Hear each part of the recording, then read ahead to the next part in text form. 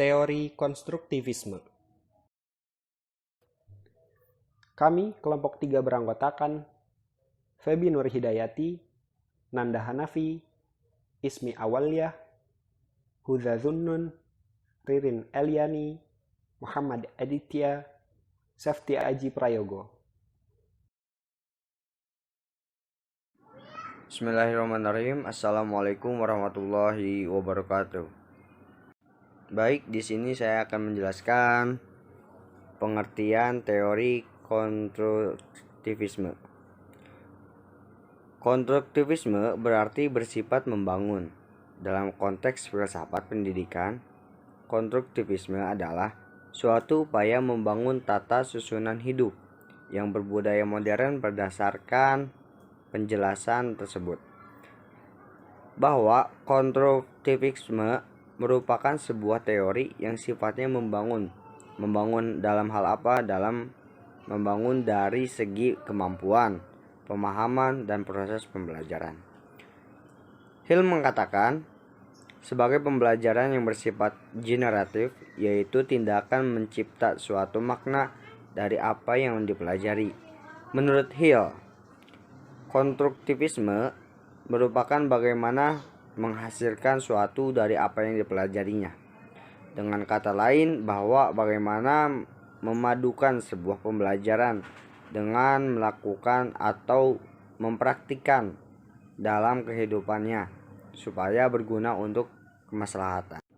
Nah, maksud dari pengertian tersebut adalah jadi siswa itu menemukan sendiri, jadi berkreasi dan berinovatif, ya kan, untuk menciptakan suatu hal yang baru, ya kan, mentransformasikan informasi kompleks, mengecek lagi informasi-informasi baru dengan aturan-aturan dan merevisinya apabila aturan tersebut tidak sesuai lagi.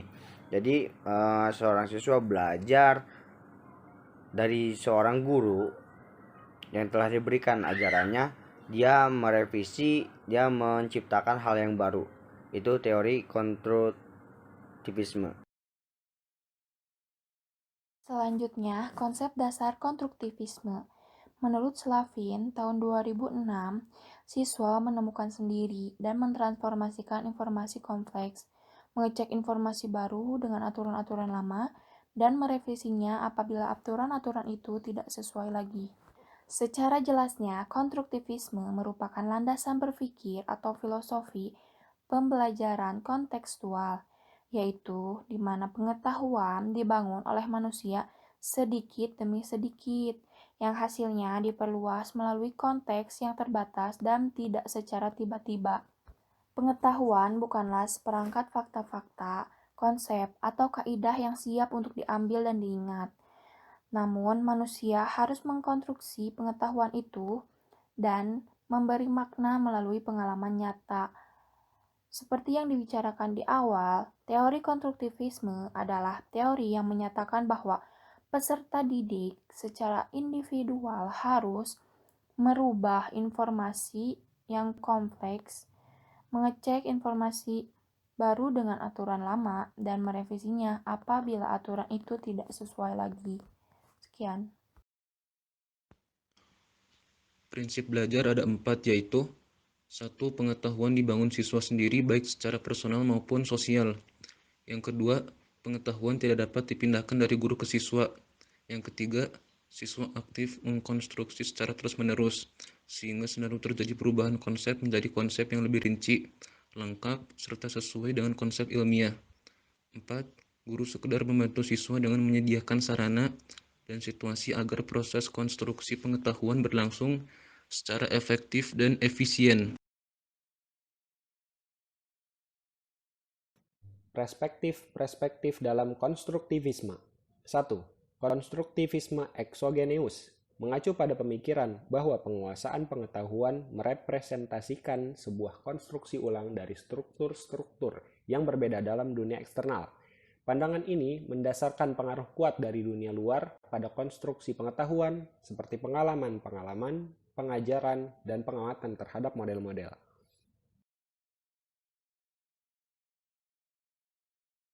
2. Konstruktivisme endogenus menekankan pada koordinasi tindakan-tindakan yang sebelumnya bukan secara langsung dari informasi lingkungan. Karena itu, pengetahuan bukanlah cerminan dari dunia luar yang diperoleh melalui pengalaman-pengalaman, pengajaran, atau interaksi sosial. Pengetahuan berkembang melalui aktivitas kognitif dari abstraksi yang mengikuti sebuah rangkaian yang dapat diprediksikan secara umum. 3. Konstruktivisme dialektikal berpendapat bahwa pengetahuan tidak hanya dapat diperoleh melalui sekolah, akan tetapi bisa juga didapatkan melalui saling berinteraksi dengan teman, guru, tetangga, dan bahkan lingkungan sekitar. Selain itu juga interpretasinya tidak terkait dengan dunia luar. Bahkan pengetahuan atau pemahaman timbul akibat saling berlawanan mental dari interaksi antar lingkungan sekitar dengan seseorang. Kelebihan konstruktivisme. Pertama, guru bukan satu-satunya sumber belajar.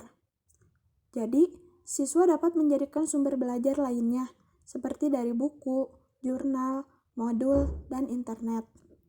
Kedua, siswa dapat lebih aktif dan kreatif dalam pembelajaran.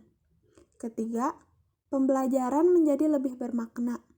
Belajar akan lebih bermakna jika siswa mengalami langsung apa yang sedang dipelajarinya, dengan lebih banyak mengaktifkan indera daripada hanya mendengarkan guru menjelaskan materi pembelajaran. Keempat, pembelajaran memiliki kebebasan dalam belajar. Kebebasan di sini maksudnya siswa dapat menentukan belajar sesuai dengan gaya belajarnya sendiri, sehingga siswa lebih mudah untuk memahami dan mengatasi materi. Kelima, perbedaan individual terukur dan dihargai. Keenam, guru berpikir proses membina pengetahuan baru. Siswa berpikir untuk menyelesaikan masalah dan membuat keputusan. Selanjutnya ada kekurangan konstruktivisme. Yang pertama ada proses belajar konstruktivisme secara konseptual. Jadi proses ini belajar yang bukan merupakan perolehan informasi yang berlangsung satu arah dari luar ke dalam diri siswa, melainkan melalui proses asimilasi dan akomodasi yang bermuara pada pemuktahiran struktur kognitif. Lalu yang kedua, peran siswa. Peran siswa di sini belajar merupakan suatu proses pembentukan pengetahuan. Lalu yang ketiga, peran guru. Dalam pendekatan ini, guru atau pendidik berperan membantu agar proses pengkonstruksian pengetahuan oleh siswa berjalan lancar.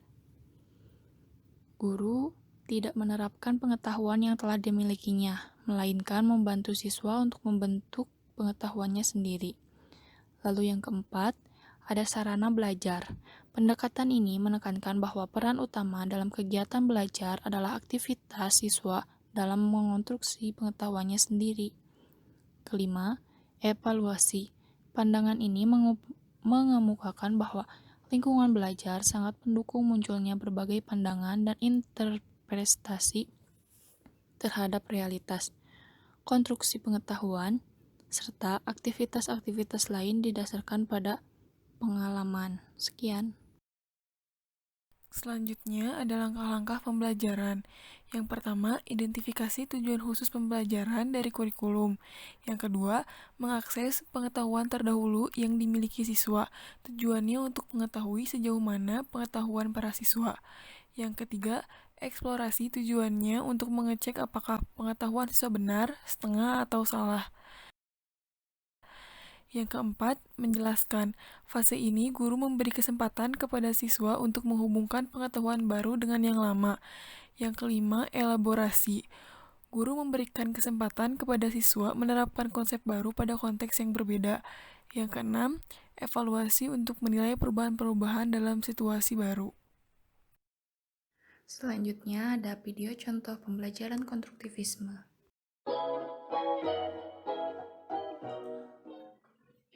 Selamat pagi anak-anak, Assalamualaikum warahmatullahi wabarakatuh.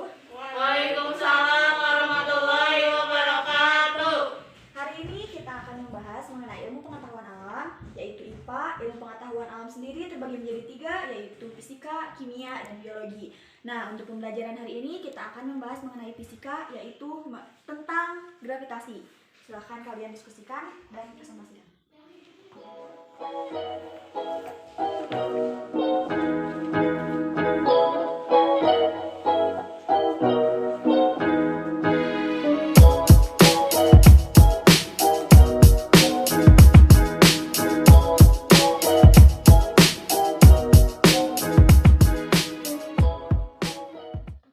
Baik, kita mulai presentasikan. Kelompok 1. Saya, Bu. Gravitasi adalah gaya tarik-menarik yang terjadi antara semua partikel yang memiliki massa atau bobot di semesta. Semakin besar massa yang dimiliki oleh suatu benda, maka semakin besar gaya gravitasi yang dihasilkan. Baik, cukup. Lanjut, kelompok 2. Ya, Bu. Nilai gravitasi adalah 9,80665 meter per second atau 10 pangkat min 2 meter per second. Contohnya, bola yang melambung tinggi akan kembali ke tanah. Terima kasih, Bu. Baik, cukup sekian untuk pembelajaran hari ini mengenai gravitasi. Kita akhiri saja pembelajaran hari ini. Assalamualaikum warahmatullahi wabarakatuh. Waalaikumsalam warahmatullahi wabarakatuh.